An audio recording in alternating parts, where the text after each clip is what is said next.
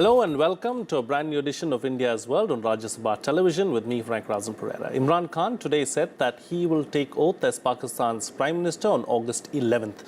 The Pakistan Tehreek-i-Insaf, led by 65-year-old Khan, has emerged as the single largest party in the National Assembly after the July 25th elections. But it is still short of numbers to form the government on its own. His party yesterday announced that it is trying to reach out to smaller parties and independents to form the next government. Earlier, PTI spokesman Naeemul Haq on Saturday told reporters that party chief Khan will take oath as the Prime Minister before August 14th. Meanwhile, according to media reports, India has intensified contacts with Imran Khan's Pakistan Tehreek-i-Insaf in the run-up to the government formation. In its first reaction on the election in Pakistan, India on Saturday said that it hoped the new government would work constructively to end militancy in South Asia. On this edition of India's World, we will analyze India's Imran Khan challenge. Joining me on the program today are Sushant, Sareen, Senior Fellow, Observer Research Foundation; Vivek, Katju, former Ambassador; and Manoj Joshi, Senior Fellow, Observer Research Foundation. Thank you to all my guests for joining me on this edition of India's World. Ambassador, I'd like to begin with you and get your thoughts on Imran Khan, the likely next Prime Minister of Pakistan, and what does it mean for India really? Well, it's early days. Imran Khan has made the kind of noises which to me seem to be identical to the stand of the Pakistan army. I see no difference.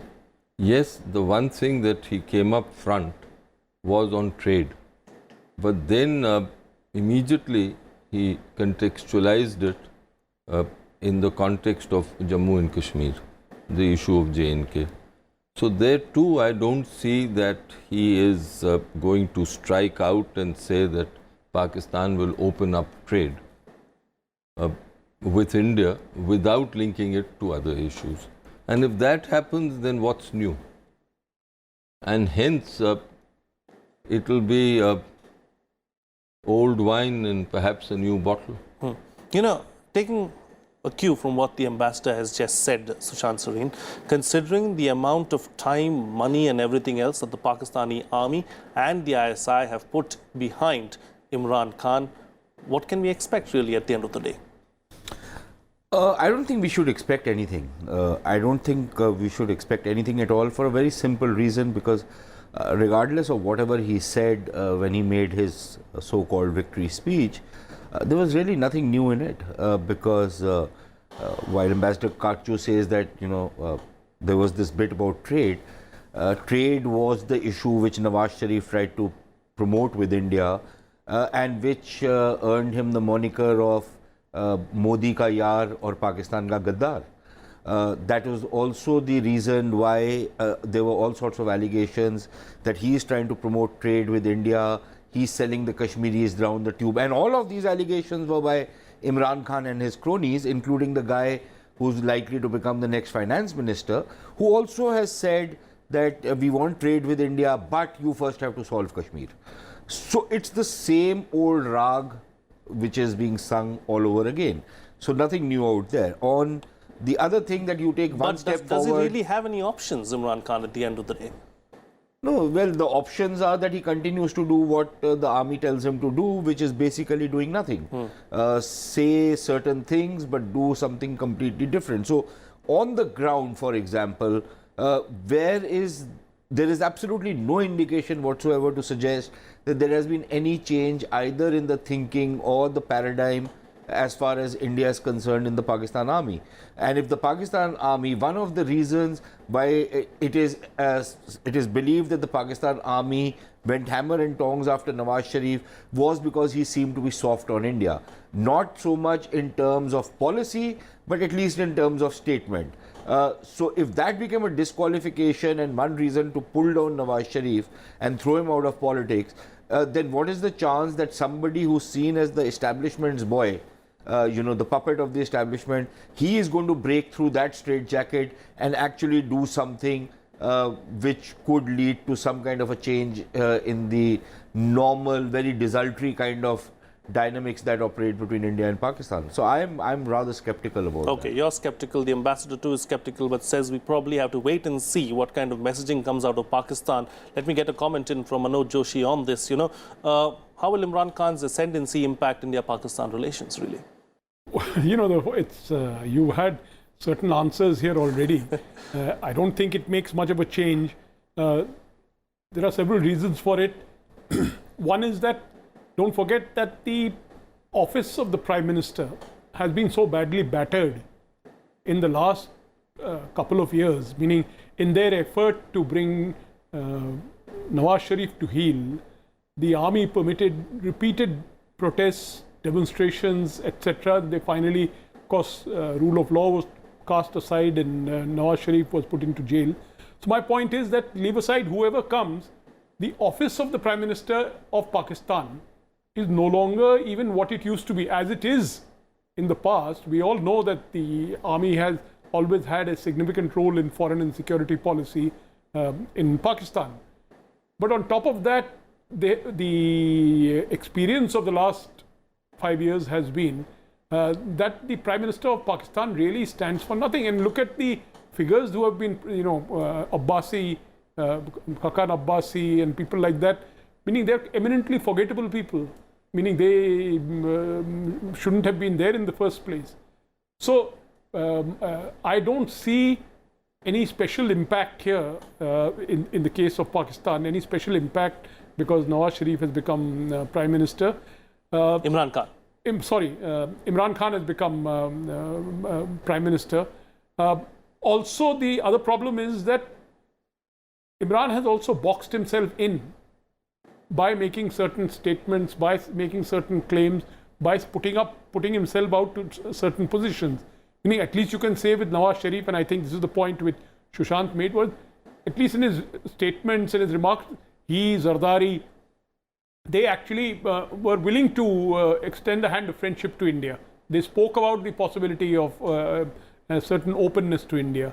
Here there is no plan, no program. And then at the bottom of it all is this whole issue of Mumbai 2008. See, that is a watershed in our relationship.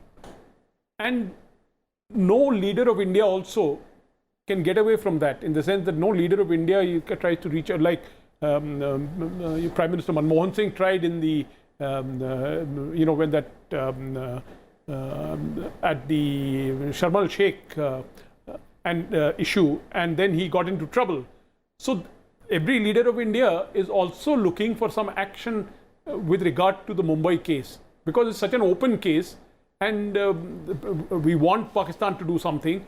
At least we want the leader of Pakistan and the newly elected leader of Pakistan to say, I know, this is very serious and we will do something. He has not even made a token gesture towards something which is extremely important for India. It's not a matter of sentiment. It is a matter of justice. It's a matter of justice. This is recognized by everyone. So the least that Pakistan can do is at least put forward the right kind of messaging, is what you are suggesting. But Ambassador, I want to draw your attention to another aspect. Have we been, should the Indian media have focused so much on the election in Pakistan? At the end of the day, all analysts, all observers have maintained that not much is going to come out of this as far as India-Pakistan ties are concerned, but yet the Indian media seems to be obsessed with this particular issue. I think it partly is because of the personality of Imran Khan and his involvement in cricket, and we know how much cricket means generally to the Indian public. So that may be one reason. But certainly, substantively, I don't see much of a change, despite Imran Khan's rhetoric, which will surely come. I do anticipate that Imran Khan will, as he has said, seek the resumption of a dialogue. As far as I can see, we should play it cool. I've been heartened by the cryptic statement that we made, I think on Saturday. On Saturday, yes. That was very well nuanced. There are two things that I noticed there. One was on terror, where we said that Pakistan should really act on terror, not only in India but South Asia, which in South Asia, I suppose in this context included Afghanistan, Bangladesh, etc. The second was the use of the word progressive Pakistan. That we hope that there will be a progressive and prosperous Pakistan. Now, that word connotes that you are wanting Pakistan to move away from all this extremism and fundamentalism which grips it. That's our desire, but whether they will, because the Pakistani religious parties, they may not have done too well, and perhaps one of the roles they had to play was to wean away the votes of the PMLN and the PPP, mainly the PMLN. But no one can deny the power of these parties on the streets of Pakistan. And secondly, the constituency of these parties is not the people of Pakistan, it is the Pakistan army. And there the nexus continues to be strong. So whatever we may hope or desire, the fact is that Pakistan is moving in a certain direction. Imran Khan has never stood against the direction in which Pakistan is moving. In fact, his own credentials regarding extremism and extremist thought and conservative religious thought are fairly dubious. So all in all, I don't see Pakistan changing, and I don't see India-Pakistan relations changing. As far as I'm concerned, from 2016 onwards, especially after the Uri attack, India has shown a certain stamina in making it known that it will not be business as usual with Pakistan unless terror is given up. And I see no reason for any concessions on that stand. Okay, talking about this direction that the ambassador is speaking about, Sushant, Sareen, should we be concerned about the direction in which Pakistan is headed? I think more than us, the Pakistanis need to be concerned about it, because frankly, in my book, what is it that the so-called liberal, progressive Pakistan, starting from General or Field Marshal Ayub to Bhutto or what have you, what was the nice things they did with us that now we are getting so concerned about it?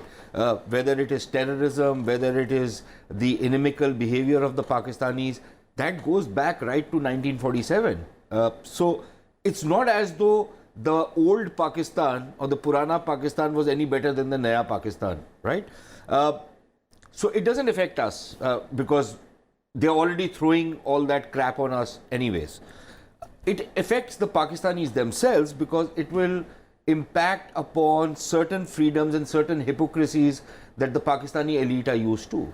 Now, there is a lot of drum beating in Pakistan that, look, we have defeated the religious parties. But do you know which is the third largest party in the Punjab? It is the Tehreek-i-Insaf Pakistan. It has emerged in terms of votes as the third largest party in the Punjab, which is the controlling authority of Pakistan. It has emerged as a very strong contender in Sindh and in KP. So for people to say that, look, the religious parties have been defeated without actually breaking down what their voting percentages are and how much inroads they have made, I think is actually missing the picture, right? So that is something they need to be concerned about. But as far as we are concerned, shouldn't we also be concerned? Because at the end of the day, a stable Pakistan is in everyone's interest. Frank, I don't know what a stable Pakistan means to whom, but my point is that as far as I as an Indian am concerned, whether it is a terrorist who is being run by a man in khaki, which is the Pakistan army, or it is a terrorist which is being run by a man in mufti, any of these religious groups which also are being operated by the army, it makes no difference to me. I am the guy who's on the firing line, so it makes no difference to me. On the stability of Pakistan, it's not just my problem. It is first and foremost a Pakistani problem. It is indeed. There is no doubt about it. Look, I cannot rescue Pakistan from itself. And this proclivity which Indian leaders have that, we must be playing the mother country, we must save Pakistan from itself. And we have seen it right from day one that we must do something for Ayub, otherwise the mullahs will eat him up. We must help Bhutto, otherwise the army and the mullahs will destroy him. We must support Benazir, we must support Nawaz Sharif. I think we've done this to death, right? We should stop doing this. It is not our responsibility to save Pakistan from itself. It is Pakistan's responsibility. All right. Yes, Ambassador, you wanted to add something. I think all this talk of the stability of Pakistan being in our interest we need to examine it very, very acutely. I don't think we've done it in the past. We've taken it almost as a slogan. Yes, a stable neighbor is good, but a stable neighbor that is malign, is that good?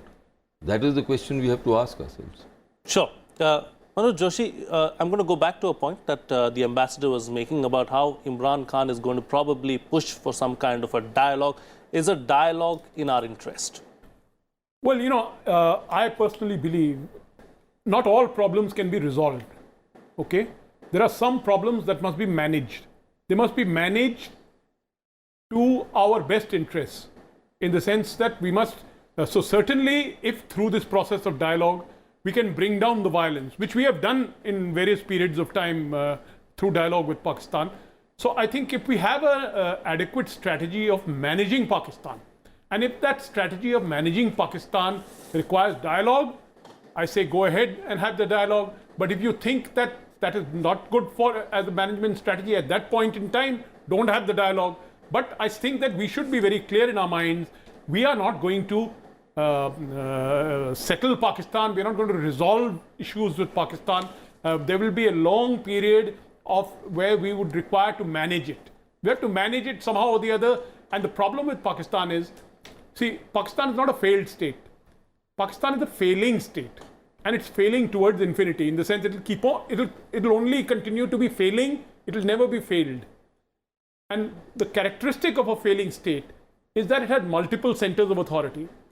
We have to deal with multiple centers of authority to the way we can to manage them, so that we can live our life in meaning here in India in peace to the extent we can. As I said, so it's a management issue to my mind. Okay. Yes, Ambassador first and then Sushant. With all due respect to my colleague, I don't think that as far as we are concerned, there are multiple centers of authority in Pakistan. There is only one center of authority, and that is the Pakistan Army. And as evidence, let me say that Nawaz Sharif really indicated and conveyed to the Pakistan public that as the constitutional head of government, the buck should stop with him when it came to Pakistan's security and foreign policies, including India policy. And we know what the army did to him. So therefore, this belief that there are multiple centers of authority in Pakistan, yes, there may be a municipal level, there may be a provincial level, but that's domestic to Pakistan. When it comes to India, there's only one authority that calls the shots. And let's be under no illusion, that's the Pakistan Army. And it ensures that no one comes even close to treading on this turf, which it has preserved for itself. Sushant? See, you know, I go along with Manoj to the extent that, you know, we shouldn't try and solve this problem. And there is this, you know, deep desire among many Indian leaders that we have to, you know, every prime minister comes with this thing that I will be the guy who'll solve this problem. And then, you know, the Holy Grail. And then he understands what happens to him, right? But I agree that this is a problem which let's not try and solve, let's try and manage. On the issue of the dialogue, see, number one, you know, dialogue is at multiple levels. We seem to jump to the conclusion straight off that, you know, the prime ministers are meeting, the, you know, the Jappi and Puppy kind of diplomacy which we are so used to. Before, after the Jappi and Puppy, you get a stab in the back. I think, again, we've done it to death. Let's stop that. If you want to have some kind at a lower level, you want to keep lines of communication open, I have no problem with it. But I suspect that what is going to happen from the Pakistani side, because given the kind of advisors and the ministers Imran Khan is going to bring in, including a couple of pretty loony people as far as India is concerned, they are going to come up with these very self-serving proposals for a dialogue, which have been proposed by Pakistanis many times in the past. These are extremely self-serving and rather disingenuous, but, you know, strategic restraint regimes, mutual reduction of forces, all of the stuff. Mr. Katju has dealt with it enough in his life, so I don't need to repeat all of those. But, you know, those are not going to be, that's not a sincere dialogue which seeks to address my concerns, and then I move forward to address any concerns that the Pakistanis have. But if the Pakistani concern is that why doesn't India rent itself asunder, why doesn't it balkanize itself so that I feel secure, then I'm afraid it's not going to happen. So unless they're willing to give up that delusion, I don't see what purpose will be served by any level of a dialogue. Of course, to the extent, like Manoj says, you want to manage an issue, you want to keep lines of communication open, that's fine. But let's not fool ourselves that that dialogue is going to lead to anything. Right, okay. How do we manage the problem then going ahead, Manoj, Joshi? What is our best way of managing the problem called Pakistan? See, managing the problem, I think Ambassador Katju has brought out the issue of the army, that the army is the big authority there. I think we need, we certainly need a back channel process. I don't think we can do, it's not going to work in the open channel, but we need a back channel process, number one. Number two, we need to enhance our diplomacy. Enhance our diplomacy with China, with the United States, with European Union, to try and address this Pakistan issue. In the sense, try to the extent possible, to get them to, essentially what I'm saying is that we create a coalition kind of a thing in the Pakistan management framework. One of the big tragedies of Indian diplomacy and one of the failures of Indian diplomacy, and here I'm saying this deliberately because of Ambassador Katju, has been that Indian diplomacy has not been able to break the China-Pakistan nexus. You know, it's been there virtually from 1963. This is a diplomatic challenge. I think everyone will agree, because I don't think it's a military challenge. I don't think we could have handled it purely from the military point of view. This is more of a diplomatic challenge. And we need to maneuver with various, possibly that when you realize you can't do it on your own, you got to get support of coalition from somewhere. So now that our relationship with the United States is getting better, we have a kind of a post-Wuhan situation with China. We have a post-Sochi situation with Russia. I think maybe some effort is needed.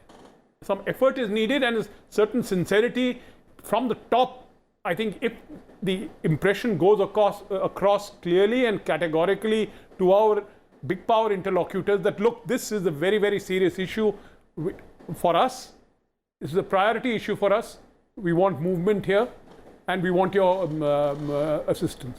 Quick closing comments from all my guests, starting with you, Ambassador. Ambassador, diplomatically, we could have done far more better, is what Manoj Joshi is suggesting. Diplomacy has not been... I don't think he'll disagree with that. No, I would think it's naive to believe that the Chinese will give up their asset in Pakistan, or that we'll be able to have a cleavage between the two. Not a cleavage, but maybe nudge them in the right way. No, I don't think so, because the purpose of Pakistan for China, as earlier for America, was to have a ball and a chain around India's ankle.